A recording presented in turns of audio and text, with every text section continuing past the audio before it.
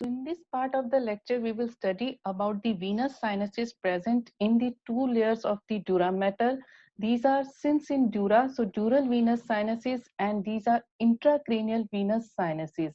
As we can see in this diagram, the cranial dura mater is having two layers, outer endosteal and inner meningeal layer, and the two layers, they are closely applied to each other, and only places where they separate from each other are the places where venous sinuses are enclosed by them. So in this diagram, we can see a large venous sinus enclosed by endosteal and the meningeal layer of dura mater.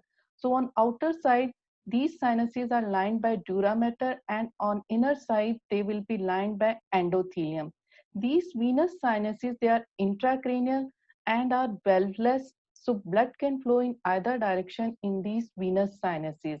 The dural venous sinuses, they will collect blood from all parts of the brain, from the bones of the skull, scalp, paranasal ear sinuses, and from the parts of the ear. And this blood will be all drained now as the internal jugular vein. These venous sinuses, they can be classified either as paired or unpaired sinuses. This classification we will study in the next part of the lecture, but first we will study the major venous sinuses. The first sinus which we will discuss is the superior sagittal sinus. The superior sagittal sinus is a large dural venous sinus present in the upper fixed margin of the falx cerebri. It will begin anteriorly by union of tiny meningeal veins and by veins from the frontal sinus. It may receive veins from the nasal cavity at this site. The superior sagittal sinus, it is narrow anteriorly, but as we move posteriorly, it will become wider in cross section, and at the posterior most end, it is dilated to form the confluence of sinuses, where now it will continue as the right transverse sinus. So superior sagittal sinus present in the upper fixed margin of the falx cerebri, and it ends as the dilated confluence of sinus, which continues as the right transverse sinus. And if we see a cross section of the superior sagittal sinus, it receives many veins during its course. And these veins are, first we can see in this diagram, the emissary veins. Second are the diploid veins. The third are the superior cerebral veins from all parts of cerebrum. Fourth structure which are opening in the superior sagittal sinus are the arachnoid villi. We will discuss all these structures one by one. First, the emissary veins.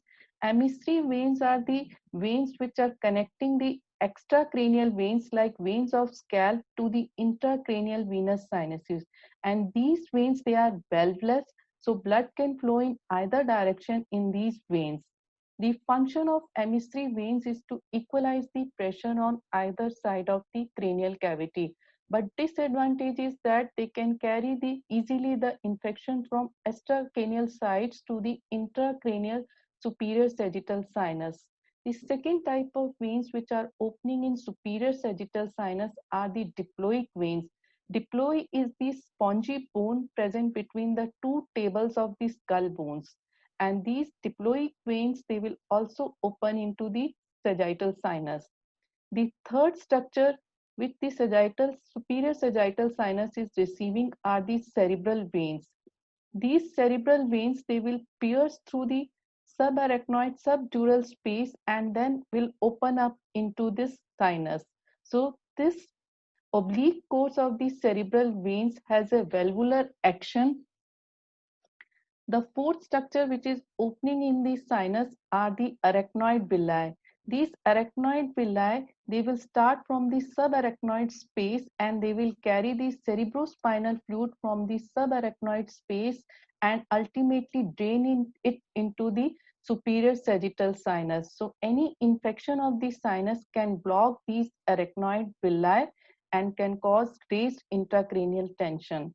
The arachnoid villi, when they become large in size, they are known as arachnoid granulations, and these arachnoid granulations, they can even indent the skull bones.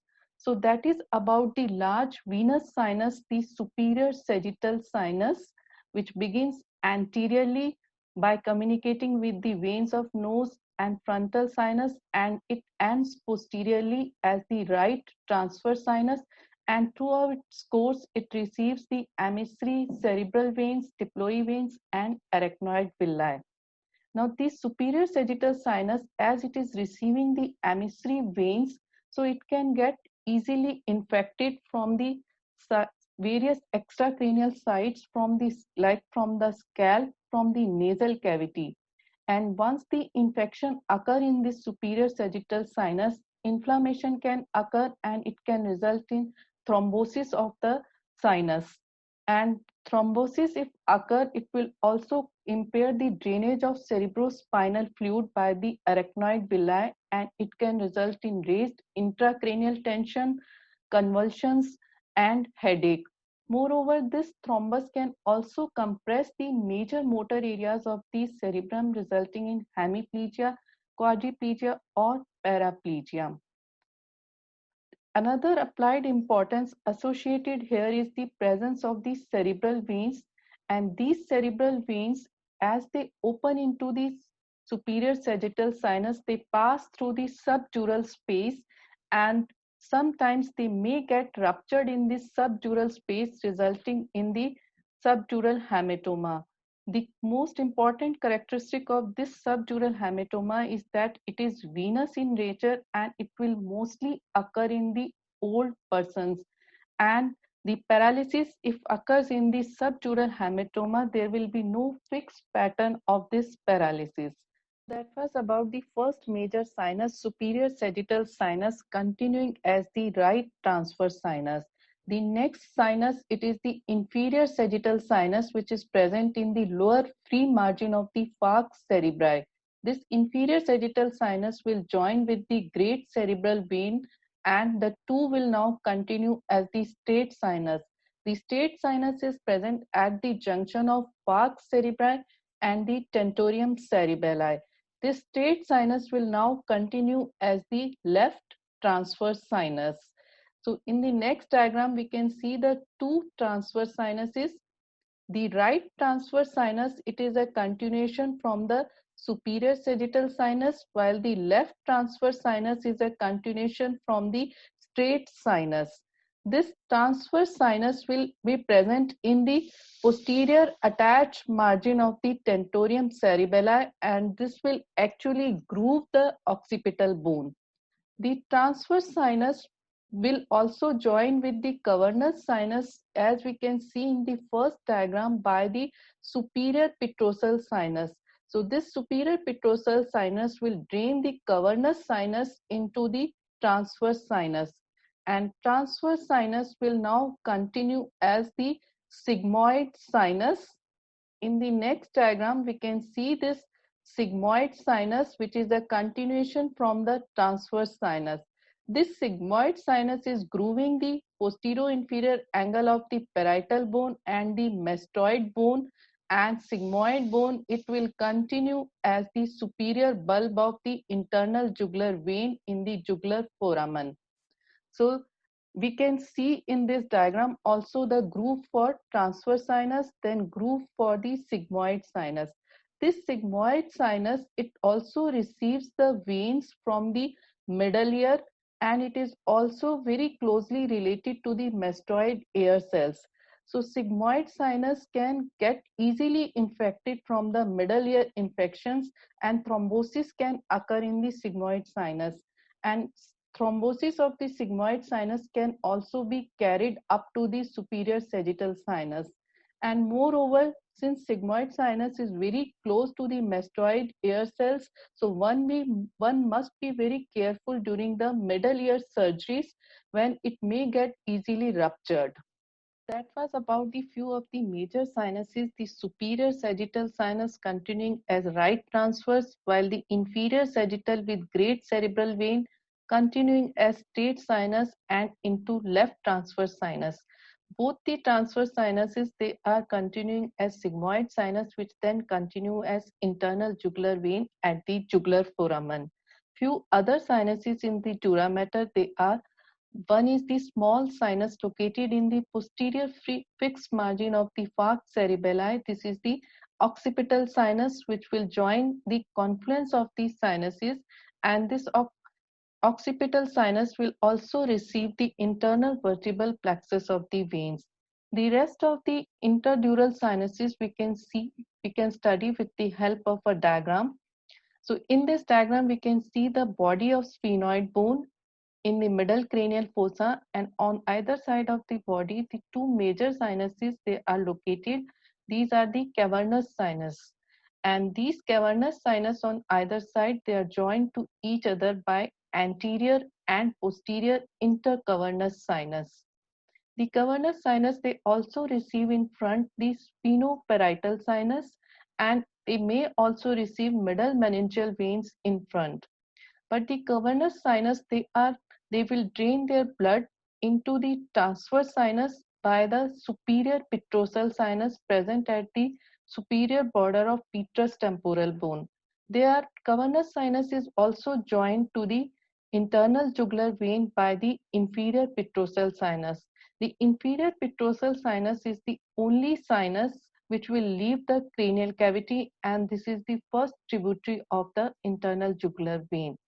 So cavernous sinus receiving in front the sphenoparietal sinus, and at the back it is draining its blood into the transverse sinus and internal jugular vein through the superior petrosal and inferior petrosal sinus.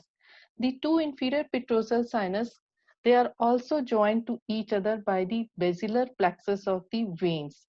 So that is about the major venous sinuses present in the dura mater. We can revise their drainage by this diagram.